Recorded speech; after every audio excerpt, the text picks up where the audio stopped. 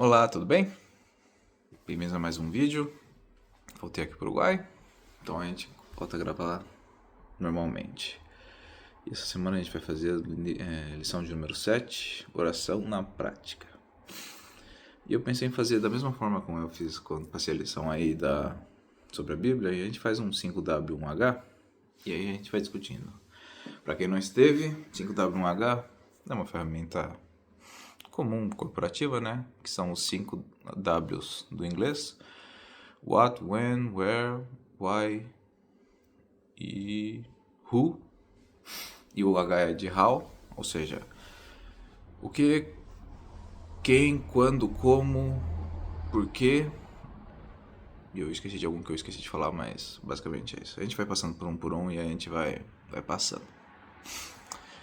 Então, oração. E aqui vão ser mais minhas impressões. Claro que tem a ver com a Bíblia, mas não são impressões. Então, pode ser que você tenha uma visão um pouquinho diferente de como algumas partes de cada uma dessas sessões vão ser. Então, começar com o quê? O quê? Vamos deixar claro que é a oração. Mas eu vou querer enfocar mais aqui no que é oração individual.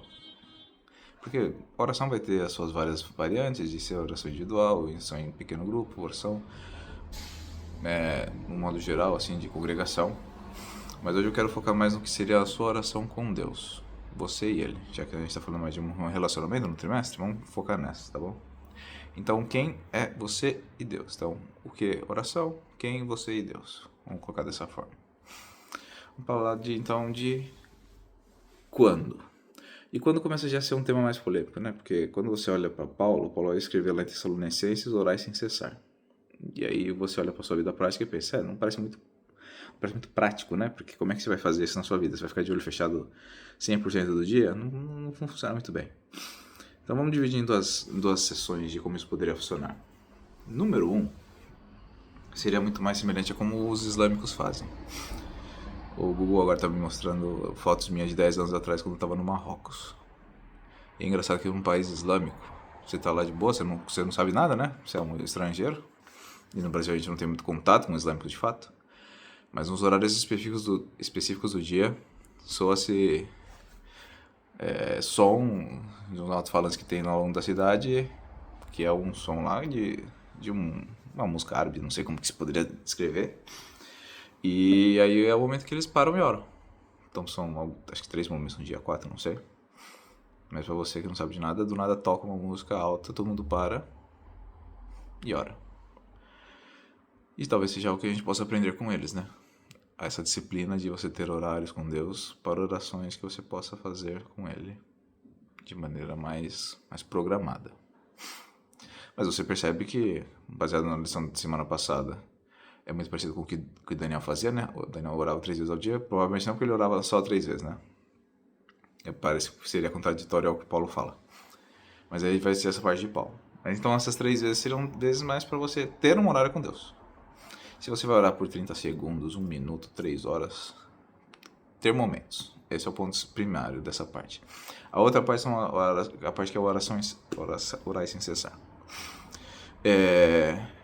Que é basicamente você falar a qualquer momento com Deus. Você entender que você não precisa ter de fato só um horário marcado para falar com Ele. Mas entender que Deus ele é acessível. E aí muda um pouco como você enxerga Ele. Apesar de Ele ser o dono do universo e ser alguém extremamente ocupado por natureza, Ele tem tempo para te ouvir. E aí pode ser em coisas bobas. Você tá andando por aí, você olha ali e fala, nossa, olha que senhor, que árvore bonita. Ou você realmente já tá andando de carro, passa rapidamente, vê uma pessoa de rua, você ora para que Deus abençoe aquela pessoa. Então são orações assim, que obviamente de carro você não vai fechar os olhos, por favor. E você começa a entender que você pode falar com Deus de olhos abertos, pode falar com Deus em qualquer momento, mesmo que sejam coisas simples. E eu comparo isso como se fosse a parte do relacionamento, que é a seguinte. Essas orações do orar sem cessar é muito mais como se você estivesse vendo um meme no Instagram, um Reel, sei lá, alguma coisa assim, e você compartilha com Deus. Algo engraçado, algo que você gostou, você fala assim, meio que lembrei de você, desse aspecto. A pergunta é, dá pra você viver apenas disso num relacionamento? Imagina você viver um relacionamento de 10 anos, só mandando meme todos os dias, sem conversa profunda. Entendo que não seja possível. Vai pro outro lado, tem como só ter conversas profundas todas as vezes que você conversar com alguém? Eu também acho um pouco inviável, porque nem todos os dias você está muito afim disso, né? Então é um pouco disso que você pode pensar em como fazer. Certo? Então, ter momentos fixos para você ter as conversas profundas, digamos assim, né? Não necessariamente com profundas, mas momentos mais para você ter esse momento. E o outro mais para pensar em você, conseguir lembrar de Deus em certos momentos. E essa é a ideia de orar sem cessar. Ou seja, você vai vendo Deus ao longo do seu dia. Então já foram 3. Onde? Onde é qualquer lugar, mas vamos pensar nesse mais programado, que sejam lugares que sejam um pouco mais isolados. Para você ter realmente um momento a sós com ele e ninguém te atrapalhe. Para que seja como se fosse um compromisso que você tem. Assim como nós temos nossas reuniões ao longo do dia, que tenhamos também esse momento para falar assim, aguenta aí. Talvez seja o banheiro, né? Ainda lembro do boss falando sobre a Bíblia e banheiro. Talvez o horário e banheiro seja também útil nesse aspecto. E por quê? Porque parece até uma pergunta meio boba, né? Mas eu te faço a seguinte pergunta. Tem como você ter um relacionamento sem Bíblia e sem oração com Deus? Me parece bastante impraticável. Porque você não sabe o que Ele quer e ele não sabe o que você quer. Obviamente que Deus sabe. Mas você não expressa. Então será que você mesmo sabe o que você quer com Ele? Então, eu vou trazer mais nesse aspecto de relacionamento. E para terminar, vamos para a parte do H, que é o como. E o como, às vezes, a gente fica muito receoso, né? Sobre o que falar com Deus, né? Porque Deus é tão santo, Ele sabe de tudo, e o que a gente vai fazer? Eu gostei muito dessa sessão da lição, que ela vai falar sobre um pouco desse aspecto. E também um pouco do que aparece de Cristo, né? Falando do Pai Nosso. Então, estruturalmente, vamos pegar um pouco do estrutural. É importante ter um momento em que você louva a Deus, um momento em que você agradece, um momento que você pede, um momento que você se arrepende dos seus pecados. E assim vai. Todas as orações vão ter essa parte? Não. Assim como o meme às vezes vai ser só engraçado. Às vezes você vai ver um Reels que ele realmente é informativo.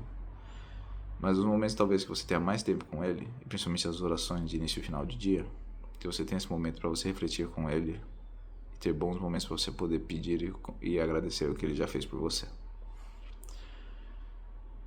Certo. Mas tem mais o que a gente pode fazer? Claro.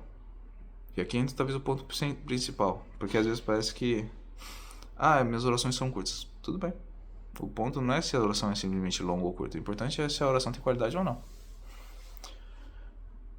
E se você não tem muito o que falar, te dou 2 dicas. Número 1, começa falando aquilo que você está percebendo e que você sente. Ou contar do seu dia para Deus. Veja como parte desse princípio. E em segundo lugar, comece mais a prestar atenção nas pessoas ao seu redor. Sabe aí que a gente tem no nosso grupo que é anotado os pedidos de agradecimentos? Presta atenção no que as pessoas estão dizendo durante a lição e comece a orar por elas. Você vai perceber que a sua oração vai começar a aumentar, olha só que coisa. Você vai começar a pedir para os outros. E o efeito colateral positivo é que você vai orar pela pessoa, você vai se lembrar dela e no sábado seguinte vai perguntar para ela sobre a questão que ela pediu. Então a pessoa vai se sentir bem porque ela foi lembrada e principalmente porque o pedido dela, tem pessoas orando pelo pedido dela. E assim a gente vai crescendo espiritualmente. Uma comunidade de oração parte desse princípio, de que as pessoas se importam uma com a outra. E aí a gente percebe como ela vai melhorando. Ao mesmo tempo, quando a gente só fala que ele vou orar por você e não faz nada, dói mais. Acho que é isso que a gente faz por hoje. Espero que você tenha um ótimo sábado. Um grande abraço. Tchau, tchau.